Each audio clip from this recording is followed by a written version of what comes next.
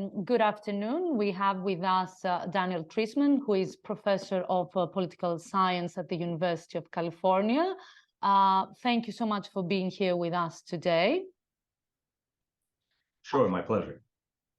You have written many things, but you have co-authored, and it was released about 6 months before the invasion of Russia in Ukraine, a very interesting book called Spin Dictators, The Changing Face of Tyranny in the 21st Century. You co-authored it with, I don't know if it's right, the pronunciation, Sergei Guriev. It's difficult to find it in libraries, in the bookstores right now. So let's start with that. What are spin dictators?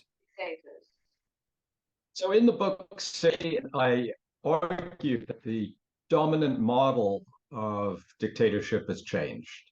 If we look at the 20th century, kind of dictators that spring to mind are people like Mao or Hitler or Stalin, leaders who killed hundreds of thousands, maybe millions of people, who imprisoned millions of people in prison camps for political prisoners, and even less ideological, non-totalitarian dictators in the 20th century. Many of them were extremely violent, very repressive.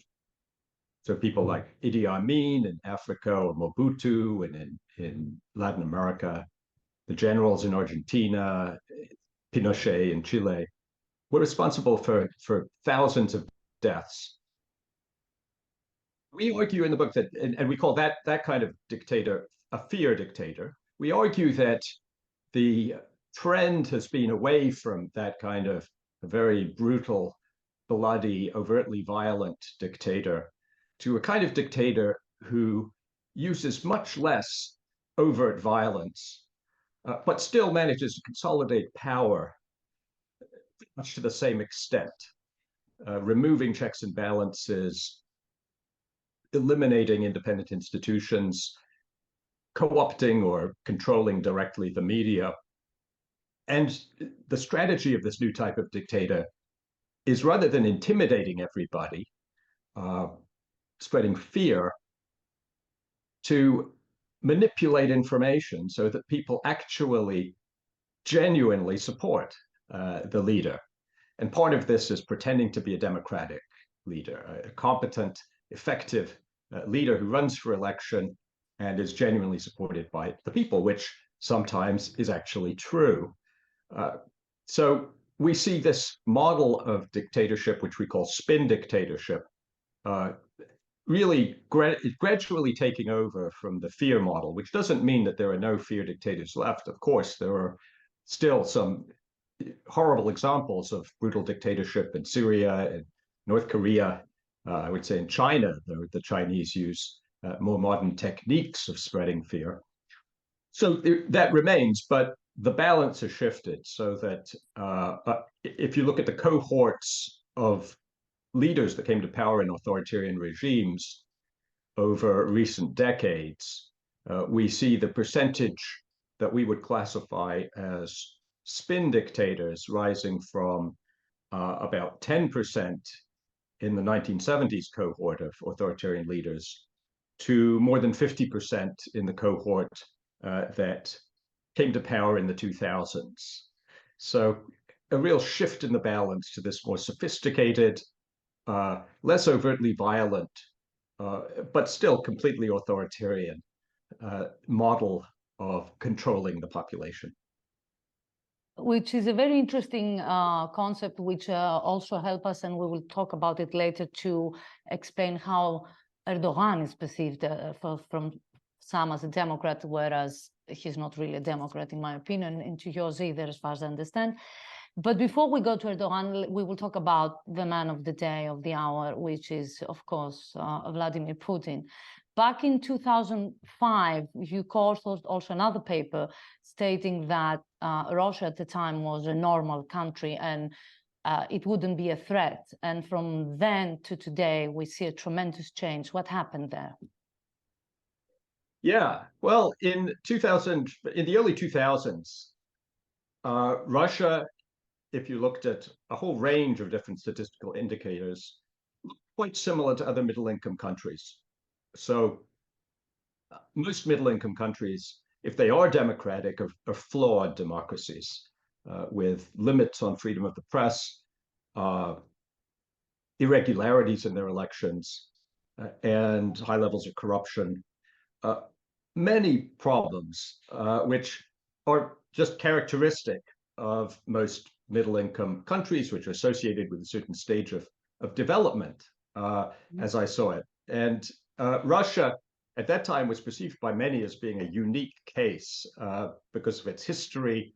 It differed from all other authoritarian or imperfect democratic systems. And one could only understand it in this kind of very dark historical frame of mind. Mm-hmm. And so the point of that article was to show, with a whole lot of evidence, that in fact, Russia did fit into the general patterns that governed political regimes at that time. And in that article, which I wrote with Andrei Schleifer, economist at Harvard, we did at the end recognize different possible scenarios for the future. Good scenarios and bad scenarios. The scenario that worked out turned to be about the worst that we could imagine at that time, which is a real movement over the subsequent 15 years back away from what I just described as spin dictatorship, and Putin was one of the innovators in spin dictatorship, but he moved back towards really a pretty clear case of fear dictatorship, in which the population is afraid and in which fear is mobilized to keep people in line. So we've seen this regression in Russia. Now, why did that happen? Well, my view is that Putin really started out with potential to go in different directions. And gradually, he lost faith that the sophisticated model of manipulative dictatorship would continue to work. So it worked really very well for a long time. And perhaps it could have continued to work well. But when he came back to the Kremlin in 2012, so if you remember, he took a break. Dmitry Medvedev, his close friend, became president for 4 years. He was prime minister, stepped back a little. Then he returned in 2012. And at that time, mass protests broke out in Russia, basically against his rule, against falsification of elections, but against him too. And from then on, he started to introduce tougher, harsher policies, still combining it initially with a lot of spin. And I think he lost faith in his political operatives to continue to manage the system as they'd been doing quite successfully through manipulation, through working behind the scenes. He also lost confidence in his liberal economic, sort of Western-oriented experts who had been advising on economic policy. I think because they told him that if the regime remained corrupt, if he allowed the expropriation of assets from big business people, this would crash the market. And in fact, the Russian stock market soared even as the government was becoming more corrupt. So I think he lost faith in his experts, he lost faith in his political manipulators, and he retreated to trusting more and more in his security service old colleagues, professionals in basically in using fear to control the population. And he just continued on that trajectory. And then in the last 5 to 10 years, he started engaging in this kind of belligerent external aggression, and first and foremost in Ukraine, culminating in the full-scale invasion of Ukraine that we saw last year and that continues. And this really commits him pretty much completely to the strategy of overt repression at home, along with this military aggression abroad. As far as I understand, the idea is, and that goes well with the fact that in the beginning, like in 2000, we were overly optimistic. When I say we, I mean the West.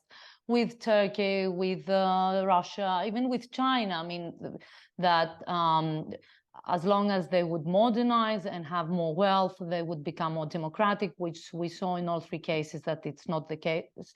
This is not what happened. We did see protests, as you mentioned, in 2012. We saw protests in Russia in 2017, but we don't see any protests today. How do you explain that? Very easily. It's become a very repressive environment for protest. And people don't feel that protest will accomplish much. Nevertheless, you still see very brave people going out to protest against the war. In small numbers, but in this environment where basically you might as well go straight to jail, you might as well just turn yourself into the police station because you'll be arrested immediately. It suggests that there are some people who feel very strongly and are still courageous enough to do that. But so it's not surprising to me that we don't see mass protests. I think we can get a misleading impression about the level of support for the war from overgeneralizing from that superficial reality. And in fact, I think there is support for the war in Russia among many people, but it's a kind of conditional, lukewarm support for the war. I think it's much more a matter of people supporting their own side in the war than supporting the war itself. So right on the eve of Putin's invasion, only 9% of Russians in opinion polls said that they were in favor of sending troops to fight in Ukraine. And these days, 77% say in credible polls that they support the war, but only 45%, if I remember right, say they want the war to continue. 50% would prefer to see peace negotiations. So it's obviously very difficult in a highly repressive regime and in a situation of war to correctly assess the state of public opinion. But I think it's certainly not as homogeneously supportive of the war as we might think, just looking at the surface. So could we argue in a way also that because of the measures that Putin has taken in order to suppress any disagreement with what he's doing on that war, that from a spin dictator slowly he goes, or fast, into a more traditional dictator? I mean, does it work like that? Absolutely. Absolutely. When we wrote the book, when we first wrote the book, which was, we gave the manuscript into the printer in early 2021, if I remember right, we already said that Putin had moved and he was kind of on the edge of spin and fear. In the new preface to the paperback edition, we discuss how he then moved fully into the fear category, fear dictatorship category. And I've written about this in an article in Foreign Affairs, which looks at how I see the process of evolution in Putin's worldview, in his entourage, and in his style of rule. So yes, I think, and it's a very good article. Very clear on that. I've read the article. I liked it a lot. You also mention in your writings that normally spin dictators don't, and I did mention in the beginning that the book was out 6 months before the invasion for that purpose, that spin dictators in general don't go into such type of aggressive foreign policy. So Putin is, let's say, an exception. And I would like now to see how Erdogan fits in that picture. It's for us in Europe, because you're in the US, it's sometimes frustrating that many countries say Turkey is a democracy because they have elections. See what happened, the municipal elections, the opposition won. Nonetheless, they have all these violations of human rights and so on and so forth, and in a kind of aggressive rhetoric when it comes to foreign affairs, to say the least. how would you portray Erdogan, and if you could make a comparison of Erdogan and Putin, if you think that's worth doing it? Sure. So it's not surprising that we have difficulty classifying some of these regimes, because the goal of spin dictators is to appear to be democratic leaders, to create the image of democracy. Erdogan, I would say, started out as a spin dictator, or you could even say that he started out quite democratic in the very early years, evolved into a spin dictator, gradually consolidating power, marginalizing opposition, reducing the resources available to opposition. But we think that really in the last 5-10 years, especially since the failed coup in 2016, he's reached more directly for the levers of fear dictators. He's imprisoned tens of thousands of people on political grounds. He's tried to intimidate at least part of the population, rather than to convince them that he's actually a Democrat doing a good job. So we see him as backsliding from spin dictatorship to something closer to fear dictatorship. And there've been 3 interesting cases, and here I get to the comparison with Putin. There've been 3 interesting cases of people who started out, or countries that started out, cases of spin dictatorship, which have, under various pressures, reverted to fear dictatorship, basically because the incumbents thought that they could no longer, that the techniques of spin dictatorship were no longer working. And so one of those we already discussed is Putin. He started out as spin dictator. He has now moved back to fear dictatorship. But before Putin, there was Erdogan, whose tactics, whose modus operandi changed over the years. And the third case that I'm thinking of is Venezuela, where we had Hugo Chavez, who was a spin dictator on the left, using his media appearances, acting a very democratic politician, but in practice, gathering up control of the various institutions, packing the courts, neutralizing opposition in the parliament. So Chavez was replaced by Maduro when Chavez died, of course, and Maduro's techniques are much more overtly repressive. In fact, he's a classic fear dictator at this point, still using a few techniques from spin, but very much invested in repression. So this has happened in a number of cases, and in part that may be associated with the period of turbulence and unease and plateauing in the global economy. I mean, our argument is that as economic development, modernization spreads, and as it starts to create these global networks of human rights organizations, global media, and so on, that this creates an environment which is much more conducive, first of all, to democracy, but barring that, to more sophisticated models of dictatorship.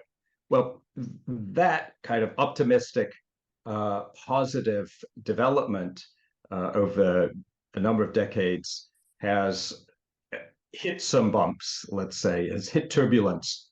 And although we don't yet see a clear trend towards, I would say, deglobalization or breakdown in the international order, there are certainly threats, threats to that. And so we see some spin dictators, in part responding to the modernization in their own societies, which makes their job much harder, by cracking down with traditional tools of dictatorship, because they're not sophisticated and skilled enough to continue to manage things in the more ultimately effective modern way. So I think Erdogan and Putin are quite similar in that regard. They started out with a great understanding and sense for how to project themselves as democratic politicians, how to get what they wanted without appearing to be as authoritarian as they were. But they've both kind of reached the limit. So at least they felt they were reaching the limits of that model, and they've both reverted to a style of politics which is quite different from how they started. So to kind of wrap it up and conclude it, due to modernization, due to globalization, due to more flow of information, better economy, then the spin dictators cannot manage, let's say, to handle their grip the way they want. So they have to move to a more hard control, to a harder control of the people. But if we would look it up from a different angle, I mean, spin dictators don't come from democracies. So, because for us in Europe and you in the US, democracy would be the ideal. But this narrative that with globalization, they would become democracies, we didn't see that. We went through this transition of spin dictatorships, and now we're going back to full, let's say, dictatorship. So in a way, spin dictatorship, someone could argue, is a kind of good thing to have compared to the alternatives in these countries. Could you argue that? It's definitely better than authoritarian regimes which kill millions of people. There's no question.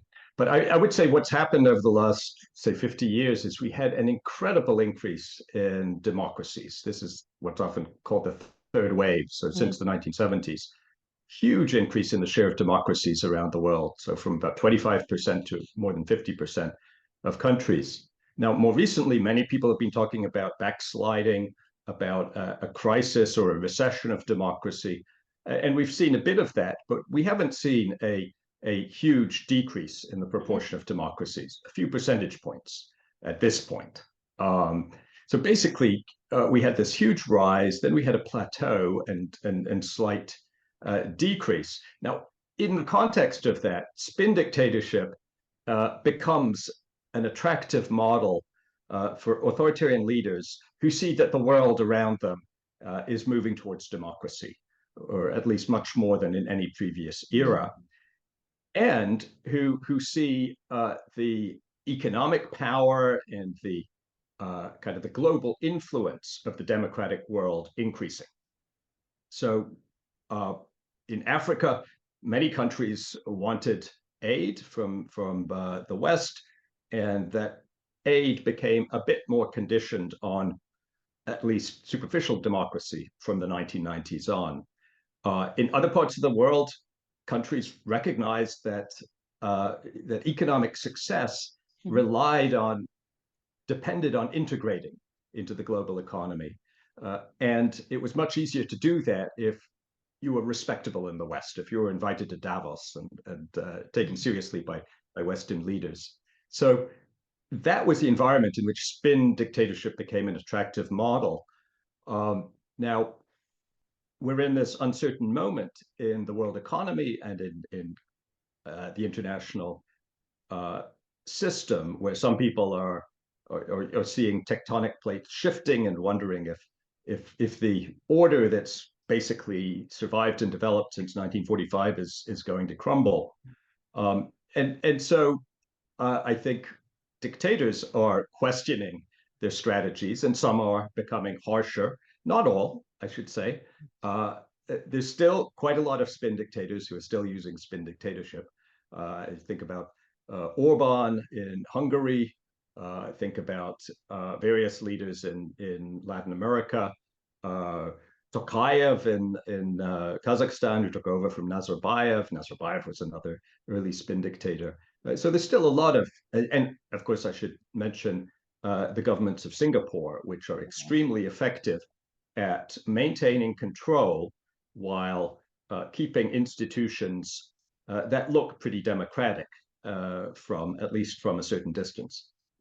So that model still continues, but it's a moment of uncertainty.